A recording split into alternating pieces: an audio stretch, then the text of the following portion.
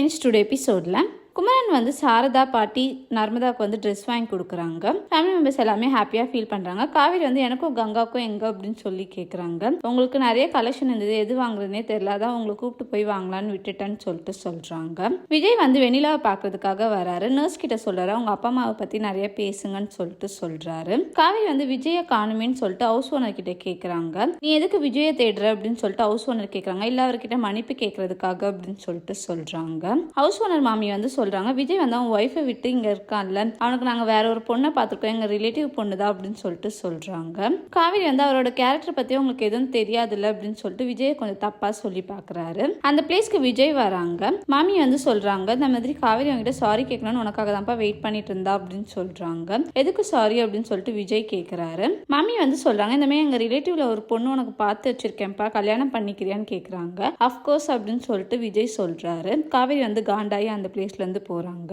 நான் சும்மா விளையாட்டுக்கு தான் சொன்ன மாமி, என் பொண்டாட்டிக்கு தெரிஞ்சா எனக்கு ஒன்னே போட்டுருவா அப்படின்னு சொல்லிட்டு சொல்றாரு. யமுனா வந்து நிவினுக்காக வெயிட் பண்றாங்க. நிவின் வராரு. வாங்க சாப்பிடலாம் அப்படின்னு சொல்லி கூப்பிடுறாங்க. 11 மணி ஆயிடுச்சு, நான் சாப்பிட்டு தான் வந்தேன் அப்படின்னு சொல்றாங்க. யமுனாக்கு வந்து ஒரு மாதிரி ஆயிடுது. யமுனா வந்து தனியா சாப்பிடுறாங்க. அந்த பிளேஸ்க்கு நிவின் வராங்க. நீ இவ்வளவு லேட்டா சாப்பிடுற அப்படின்னு சொல்லி கேட்கறாங்க. தேங்க்யூ.